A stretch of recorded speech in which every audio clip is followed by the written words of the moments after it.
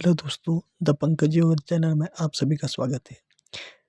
हम आज एक नई वीडियो लेकर आए हैं जो है अमरनाथ की कथा। क्योंकि आजकल सावन का महीना चला है, हम आपको इसमें शॉर्ट में बताने की कोशिश करेंगे कि अमरनाथ की यात्रा क्यों की जाती है और ये कहाँ पर है और इस यात्रा का क्या महत्व है। आइए शुरू करते हैं भगवान शिव के नाम के साथ। ओम त्र्यंबकं यजामहे सुगंधिं पुष्टिवर्धनम् उर्वारुकमिव बन्धनान् मृत्योर्मुक्षयमामृतात्। भगवान शिव की जो अमर कथा है, जो माता पार्वती को सुनाई गई, उसके बारे में हम आपको आज बताएंगे। अमरनाथ जो कि कश्मीर में एक प्राकृतिक गुफा है और जिसकी लंबाई 160 फुट और 100 फुट जिसकी चौड़ाई है।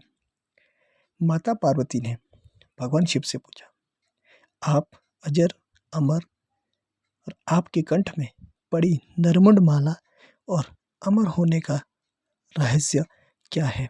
यह माता ने भगवान शिव से पूछा। भगवान शिव ने सर्वप्रथम टालने की कोशिश की, परंतु माता के हट के कारण, माता पार्वती के हट के कारण उनको यह अमर कथा के बारे में, इस रहस्य के बारे में, इस राज के बारे में, गुप्त राज के बारे में माता को बताना पड़ा। यह अमर कथा सुनाने के लिए भगवान शिव को एक एकांत जगह की तलाश थी। माता पार्वती जी के साथ गुप्त स्थान तलाशने में भगवान शिव चल दिए और जब वो स्थान के लिए जा रहे थे, गुप्त स्थान की तलाश में थे, सर्वप्रथम भगवान ने अपने वाहन नंदी को छोड़ा। अतः जिस स्थान पर वह छोड़ा गया उस स्थान का नाम पहलगाम पड़ा, पहलगाम गांव पड़ा। थोड़ा आगे चलने पर भगवान ने चंद्रमा को छोड़ा, वह चंद्रवाड़ी के नाम से कहलाया।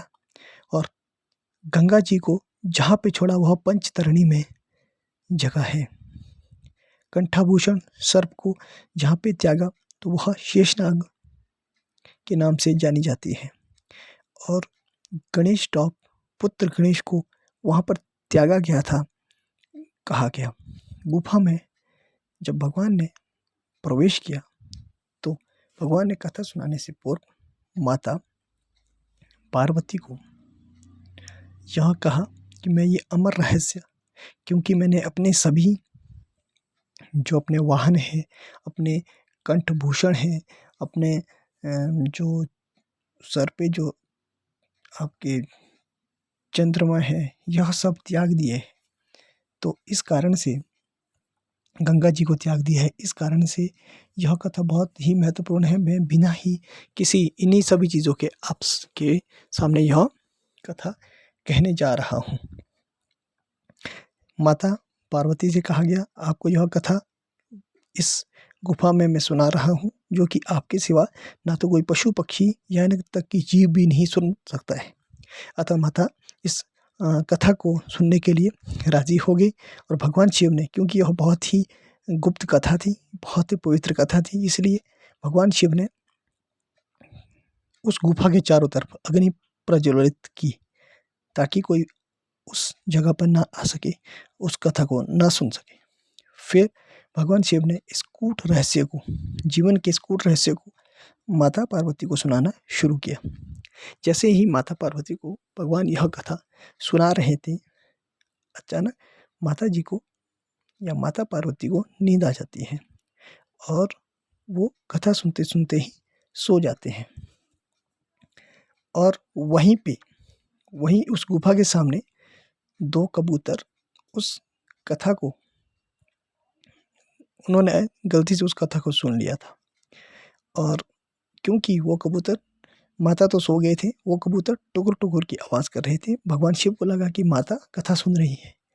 जैसे ही यह कथा समाप्त होती है, उसके पश्चात भगवान शिव ने देखा कि माता पार्वती तो सोई है, तो टुकुर टुकुर की आवाज़ कौन कर रहा था। तभी भगवान को क्रोध आया और उन्होंने कहा, जिसने भी मेरी यह कथा सुनी है, अमर कथा सुनी है, वो सामने आए।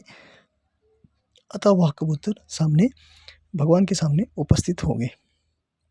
जैसे ही वह कबूतर उपस्थित हुए तो वह भगवान से यह सब माफ़ी मांगने लगे कि हमने यह कथा गलती से सुनी, हमें यह पता नहीं था। तो भगवान शिव को क्योंकि क्रोध आया था, तो अतः उन्होंने क्रोधपूर्वक भगवान शिव के सामने प्रकट होकर के यह सब माफ़ी मांगना शुरू कर दिया। तो भगवान शिव ने से उन कबूतरों ने कहा, क्योंकि यह पवित्र कथा हमने गलती से सुन ली है, अगर आप हमें मार देंगे, हमारा वध कर देंगे तो यह कथा झूठी कहलाएगी। अतः भगवान शिव ने उन कबूतरों को भगवान शिव और पार्वती के प्रतीक के रूप में वहीं पर रखा। आज भी जब हम भी वहाँ पर उस पवित्र गुफा में गए थे तो वो 2 कबूतर हमेशा वहाँ पे रहते हैं। वो कबूतरों का जोड़ा वहाँ पे रहता है और शिवलिंग क्योंकि नया बनता है, लेकिन वो कबूतरों का जोड़ा हमेशा ही वहाँ पर रहता है। तो यह एक कथा मैंने शॉर्ट में आप सभी को लोगों के समक्ष रखी, संक्षिप्त रूप से आप लोग सभी लोगों के समक्ष रखी। और ये क्योंकि एक अमर होने की कथा है, ये इसके बारे में यह धारणा है और ये मैंने कुछ तथ्यों को लेकर के ये कथा आप लोगों के समक्ष यहाँ से कही और कुछ यूट्यूब में 2-3 चैनल है उन लोगों के माध्यम से भी आप लोगों के समक्ष कही। इस कथा को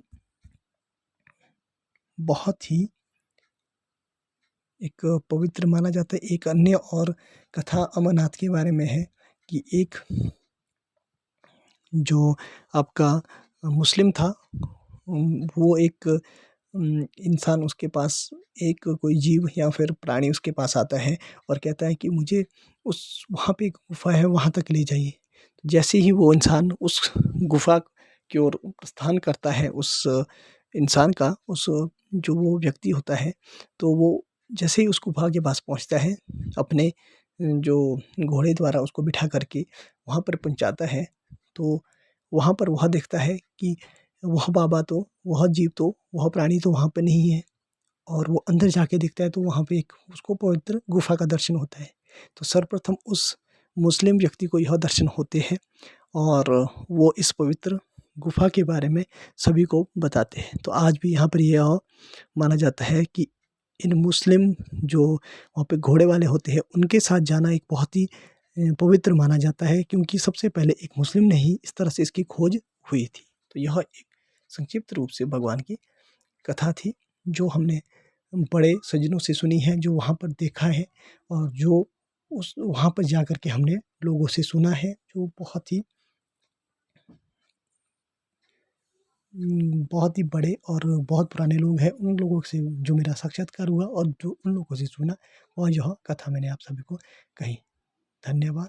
द पंकज योगा चैनल को सब्सक्राइब करें ताकि मैं आप लोगों के समक्ष ऐसी वीडियो और इस तरह के कुछ रहस्य लाते रहे। धन्यवाद।